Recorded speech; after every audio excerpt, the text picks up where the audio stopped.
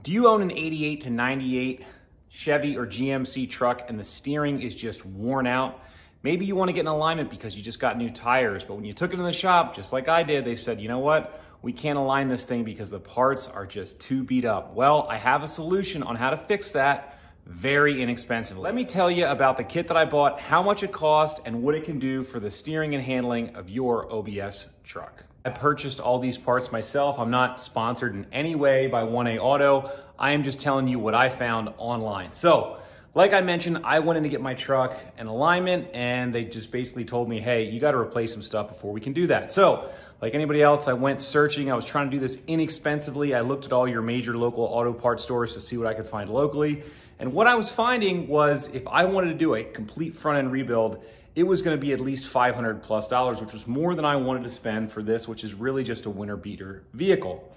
So I did some research, I found 1A Auto. 1A Auto has a bunch of cool install videos on how to put all these items on your truck. I'm gonna show you, I'm gonna give you kind of a review of me unpackaging everything, installing it, and from just an installer's perspective, what I think about the part. So let's talk about the kit that I got, how much it cost, and what all it came with. Okay, so what does the kit come with and how much does it cost? Well, first of all, this all cost $250, which is honestly under half of what I would have cost to buy it locally. I ordered it online, it came fast. I don't think I paid for shipping. It got here in like 2 to 3 days. And here's what the kit comes with. So this kit that I'm showing you right now comes with upper control arms. So as the bushings pressed in, it has the upper ball joints installed. So you've got 2 upper control arms. You have inner and outer tie rod ends, so 4 total. You have the tie rod adjusting sleeves. You have sway bar end links, which is nice because one of mine is broken. You have an idler arm, a pitman arm, an idler arm bracket, and 2 lower ball joints, all for $250.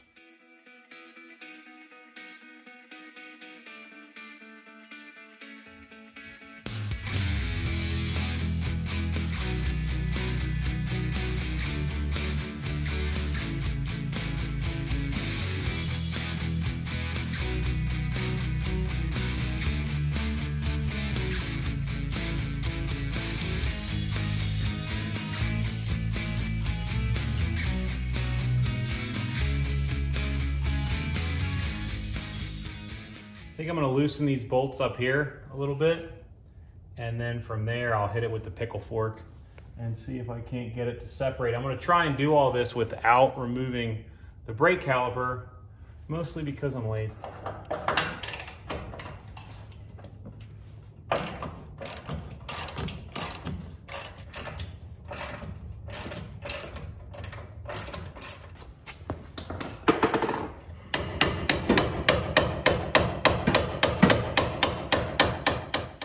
Okay, so when you unbox your upper control arms, you're gonna see obviously they come all assembled.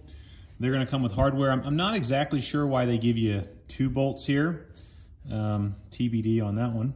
You're gonna have your grease fitting. It looks like these things are maybe partially greased, but we'll hit them with some grease before we're done. Just wanted to show you, at a glance, they're not totally identical. And what I mean by that is, the shape of these is slightly different, but hopefully very close. Just looking at things though, looking at this versus what came out of it, I kind of think they appear to be pretty good quality.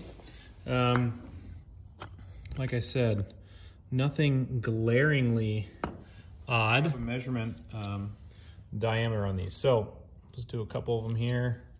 0.985, 0.992. Again, we're just, this isn't rocket science. It's right around 1 inch. Look at the old one. Pretty much the same. So it's not like you're getting thinner metal with the new one, which is good. So the upper control arm is in. Previous guy had this thing flipped around wrong and all bent out of shape, so I had to hammer it back right. But everything goes in, no problem, no issues. That little piece, so I don't have it pumped full of grease yet, but that little piece I was showing you earlier, this little cap, I think that's just for shipping. You don't install that. But let me show you kind of what my thought process is for the next part here. I know it's gonna be a little bit dark. Okay, so don't even bother trying to use a puller on your idler arm, because the idler arm and bracket come with this kit. So you can remove it all as a single spot. The only thing that's gonna be difficult, in my opinion, is gonna be getting the pitman arm off the steering box. Hopefully that doesn't fight me. And then obviously your tie rod ends, you can just undo these right here, because you're gonna be replacing those whole things. So all you wanna do is make sure that you have the right on the right and the left on the left, and match that with your adjustment when you go to install that. So I think first things first, I'm gonna undo the tie rod ends, pop this off, see if I can pop this center link off, and then with any luck, get the pitman arm off. If I can get the pitman arm off without having to mess with the sway bar, I'll be happy. I have a backup plan if it doesn't work.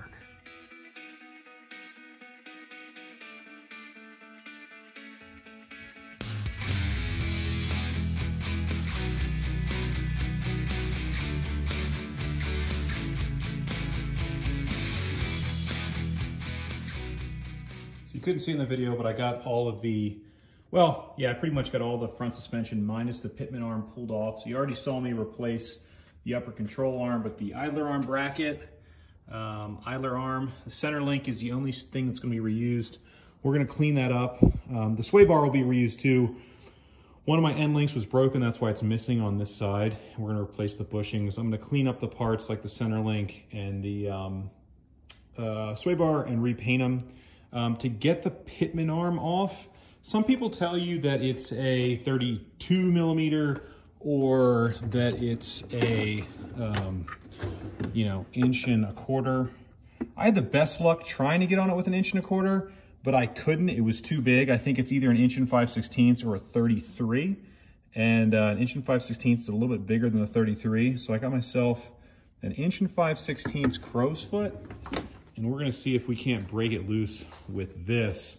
On a four-wheel drive truck, it's very difficult to get up in there, basically because there's a cross member in the way that blocks your access. So I think on a two-wheel drive truck, it'd be pretty simple. You could throw a socket on it, but we're gonna try this, or get yourself a big adjustable, or take the steering box out, but I really wanna try to avoid that. Okay, so there's your pitman arm, but then right below it, you've got this brace that goes in between your lower control arms. So while you can get this slid, you know, over it, right? Switch hands here. Well, you can get this slid down into place. You don't have but hardly, literally, any room. Okay, I got it off. Let me save you guys a lot of time. That's the tool you want right there, just like this, okay? Part number's OEM 27016. No fancy bolts, save that for something else. Okay? The trick is undo that bolt, undo that bolt. That will allow your steering box to rotate, and then you can jam this tool up in there and get it off. And you really gotta push on it and thread it. And the key, here's the key to why this works. There's a nipple right there, and there's a female indentation on that shaft. So it's off of there. That's how you do it, guys, on a four-wheel drive. Okay, just like with the control arms, I want to show you the idler arm bracket, the new one versus the old one. So a couple little changes here. This center section is fatter, just visibly, than the other one, which does change up some of the webbing. So like this webbing seems longer, but I think it's only because this part's thinner. Everything else seems about the same. The idler arm itself, very similar design. I don't see any kind of major changes in the beefiness. The one thing that, and this is maybe if you went with like a Moog or something that's more expensive, is these all come pre-greased, which means they're sealed units. So eventually, you know, if this gets torn or whatever and contaminants get in there, you know, something like this, you grease it, you come back and grease it again. So by saving all that money, like half, a lot of this stuff is sealed, whereas this one has a Zerks on it. Same thing with this arm right here. So it's up to you kind of what you want to do. I could see how the argument could be made that something with a grease fitting allows you to maintain it longer versus something like this that is kind of sealed and one and done. That being said, also ask yourself, how often are you going in and greasing those? Because I know a lot of folks on the internet will say, well, this is obviously better. And maybe you're right, but are you helping it at all if you never go and grease it? So keep that in mind. Again, I am trying to get me something back on the road that gets my alignment to where it can be put, you know, into spec to where I can drive this thing. And I would prefer to have something that's less expensive, that I know all the parts are new versus spending, you know, two and a half times the price and then having to remember to go and grease everything. Whereas like, I may not have it long enough that really the greasing schedule becomes, you know, an issue. So that's why I chose this route, but just something to consider if this is going to be a longer time vehicle for you when you're trying to make this decision. But in terms of the beefiness of the casting of the parts, I don't see anything that really jumps out at me. The only thing is right here. This section's a little bit thinner, but you can also see where this blew out, and this is obviously the new seal. So, hey, like I said, to each their own. So it's hard to say on something of this age, but like I said, I wanted to come and compare all the parts. So let's assume that this was the original sway bar end link, okay? And I only say that because you don't know, and the other one did break. But this one's rusty. You can see where it's really starting to get pretty bad down there. What I want to show you is these new ones. If you look here, the new ones are actually, I would argue, beefier than what's existing. Comparing the head side here, I would say that these new ones are better than what's existing, which is pretty cool. So, you know, in some cases, things look like they might be a little cheaper. In this case, they look like they're beefier. Again, the only thing I would say with this kit is why not include these and this if you're gonna include everything else. Otherwise, great kit. Let's go ahead and the kit doesn't come with are replacement sway bar bushings. One of the things I noticed too, you can pick this up for like 30 or 40 bucks. It comes with the caps, which are newly painted, which are nice because the old ones are gonna be all rusty. New bushings, which yours will probably be worn out. And the other really nice thing is it comes with hardware. I actually ran my hardware through a die, if I can find it, right next to me. Yeah, here are the old ones. And they don't look terrible now, but this is after me soaking them in oil and running them through a die and all this stuff. So these will be a lot nicer, they'll last longer. Hit them with some anti-seize, throw them in. So I decided I couldn't leave, you know, everything old and rusty and put it, you know, back together with the new parts. So I decided to basically knock all the rust off the center link, off of the sway bar, and repaint everything and make it look all nice and new, which didn't take that long, so we'll do a time lapse of that. Just remember when you're disassembling the center link to remember which tie rod went on which side, because at least in my application, the driver and passenger side tie rods were not the same length. So if you want the alignment to at least be as good as it was when it came out, you'll want to mark those, and that way you can adjust your new tie rods to the same length when you go to reinstall them. Just take a quick look at that time lapse, and then at the end we'll go and throw everything back together.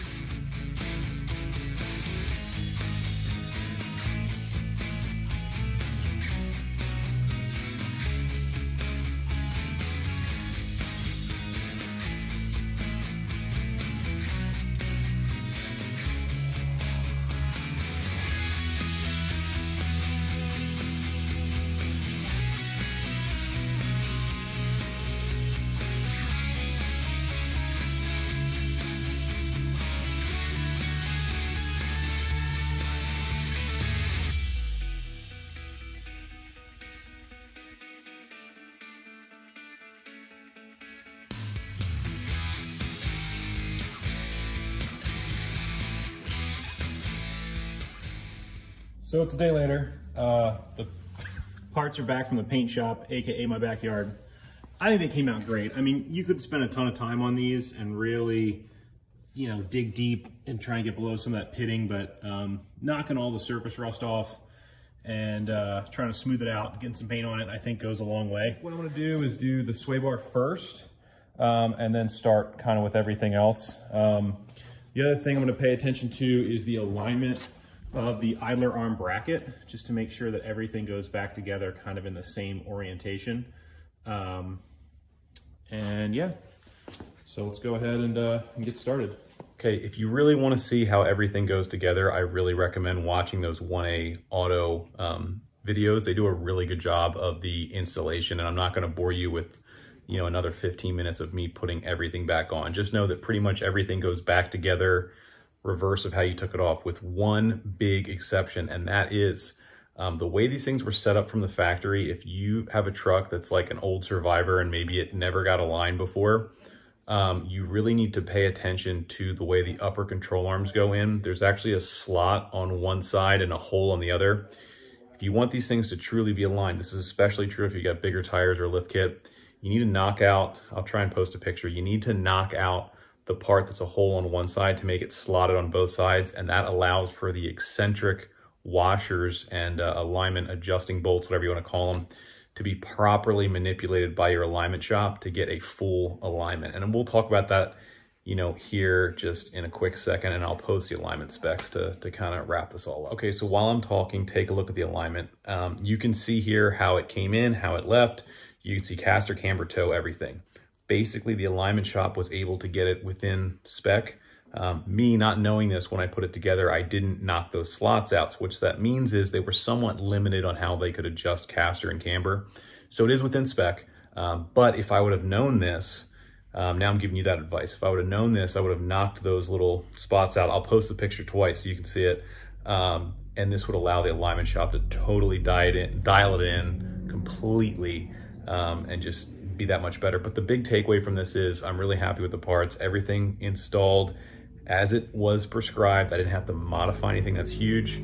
And it all worked, and I got to the alignment shop, and so far I've been driving it and it's been great. So I totally recommend this kit for 250 bucks.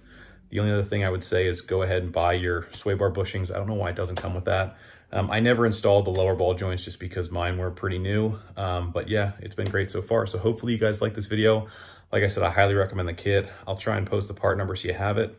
And yeah, enjoy the rest of your Thanksgiving if you're watching this on Thanksgiving. And come check us out next time on Truck and Roll. Take it easy.